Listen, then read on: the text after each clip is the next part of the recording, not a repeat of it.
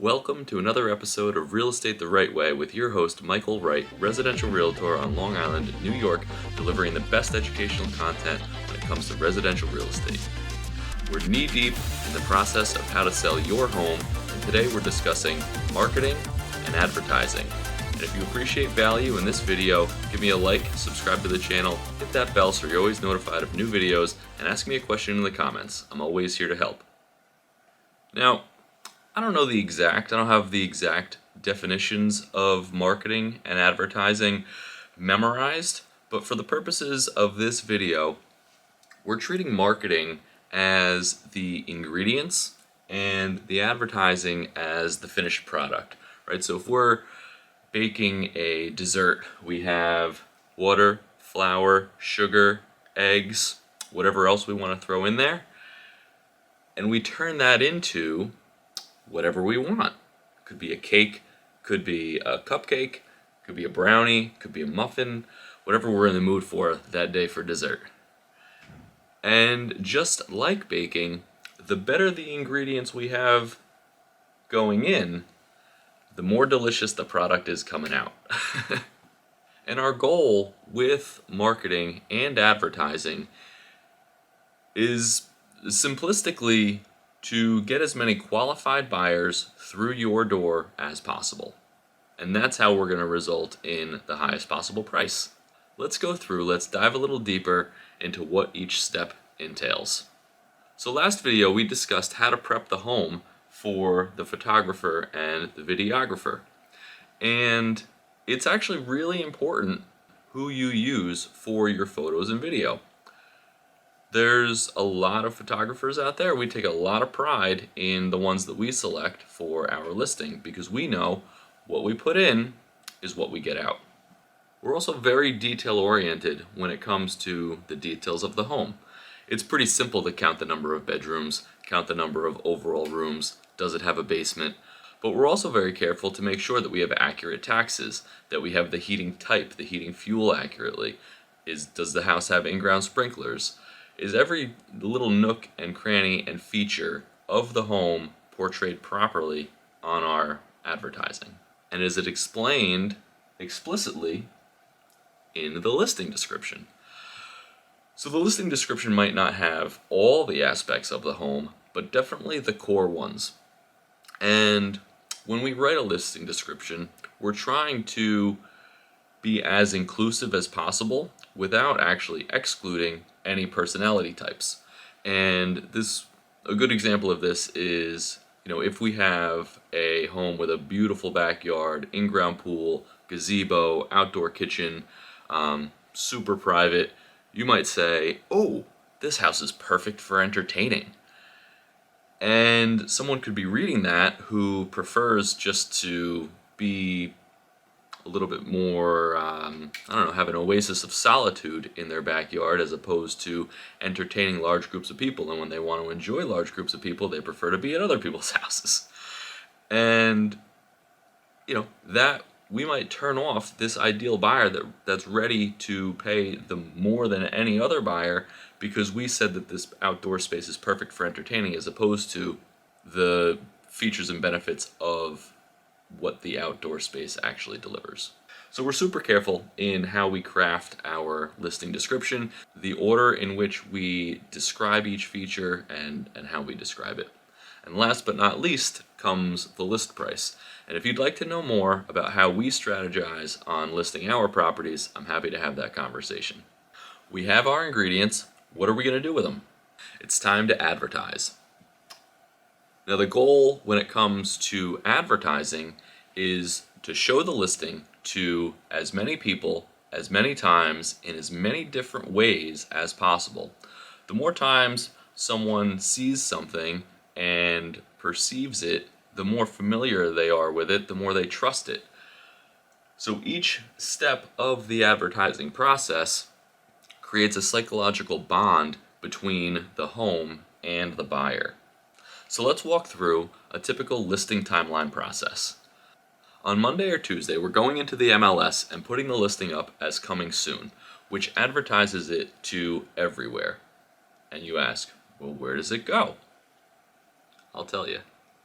So somewhat simultaneously, it goes to MLSLI.com, it goes to Realtor.com, it goes to our brokerage's website, along with every other brokerage's website that participates in the MLS. It goes to the back end of MLS as well. So not only can our agents in our brokerage see it, but agents from other offices can see it as well. And then from those sites, larger aggregator sites also pick up the listing. Sites like Zillow, Trulia, Redfin, and they also display the listing. And on top of that, it goes to different news media outlets that our brokerage pays for, so that way we get maximum exposure on the web.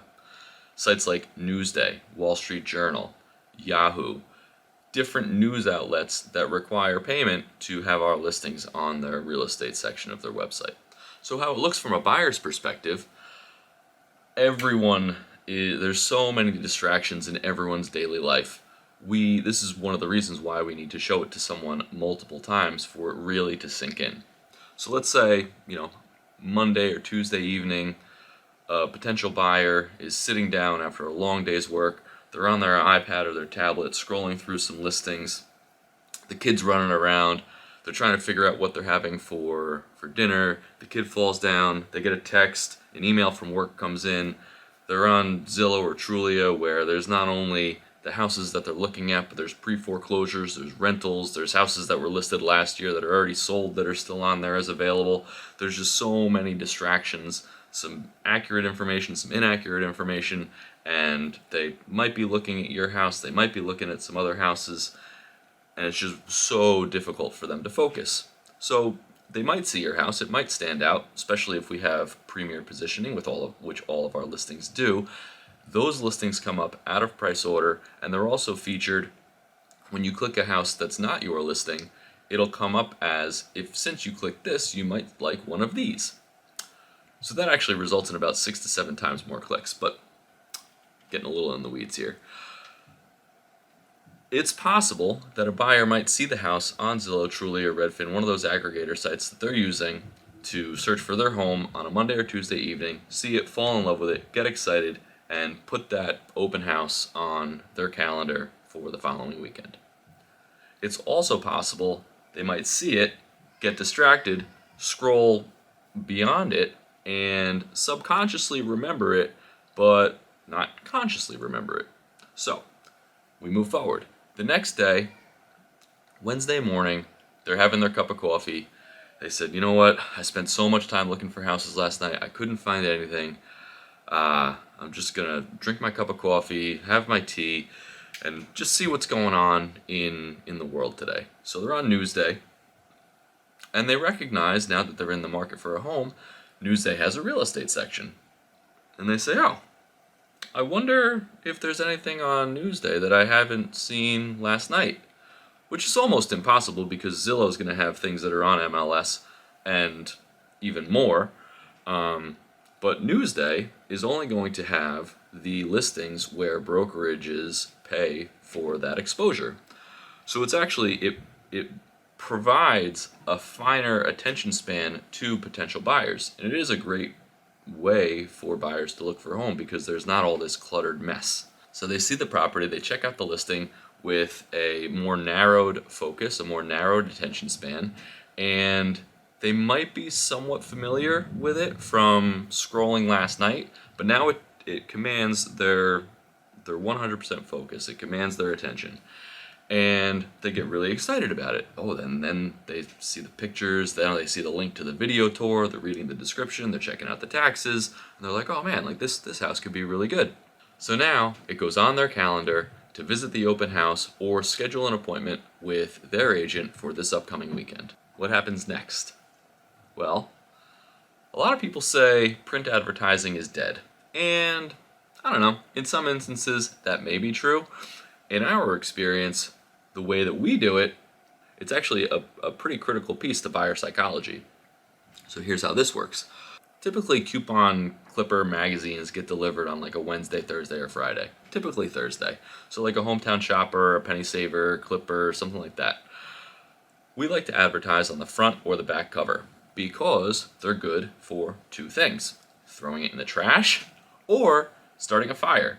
And if you're someone who has a fireplace in your house, I'm sure you've used that to start that fire. You have a fire pit in the backyard. They're fantastic.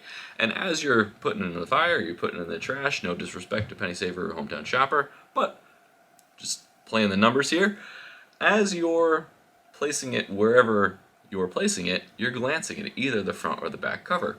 And a lot of times, buyers who are so excited about the listing see it on the front cover of that coupon magazine, they cut it out and they put it on their fridge and they go, ooh, we're going to see that house. How cool is that? And then what also sometimes more impactful is so let's take a step back. When someone's looking for a house, it's not just themselves that are looking. It's their friends, their parents, their aunts, uncles, cousins, everyone who knows that this couple or this person is looking for a home wants to be involved in the process. They want to be the one to find them the house that they ultimately buy.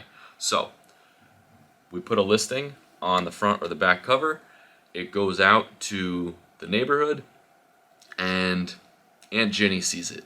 And Aunt Ginny goes, holy cow, Tom, Jackie, this house is perfect for you. And they say, holy cow, Aunt Ginny, yeah, we have it on our calendar to see it this upcoming weekend. Thank you so much for letting us know. And what that does is it reinforces their decision to buy the home. Because now when they go and see it, they're already excited about it because it has everything that they want. But when they walk inside and they feel that the house is right for them, their decision is now reinforced by someone else that they trust. And it goes a long way. You want some reassurance from your friends and family member in your social circle. Which brings us to social. On Thursday and Friday, leading up to the weekend, we target geographically social media ads to towns that feed the town in which we're listing the property. We include the town that the property is listed in, but we also like to target the towns that feed those towns. So this could be migration from the city, from Brooklyn and Queens. It could be like a Ronkonkoma to a Smithtown, Nantasket. It could be a Patchogue to Bayport Blue Point. It could be a North Merrick to South Merrick. It could be Freeport to Wantagh. Depending on the town, there is a natural migration from other certain towns where we need to be advertising. And that information actually is accessible inside the back end of MLS if you know how to get there. So that's marketing and advertising in a nutshell, and how we get the most qualified buyers to your property through the door, showing it to as many people, as many times, in as many different ways as possible to deliver the highest and best offer for you. I hope you appreciate and find value in this content. Give it a like, subscribe to the channel, hit that bell so you're always notified of new videos, and ask me a question in the comments about your specific situation, or reach out to me here. My contact information should be right in front of you. And as always, tell me what home means to you, and I'll help you get there. This has been another episode of Real Estate the Right Way with your host, Michael.Wright. Thank you so much for watching.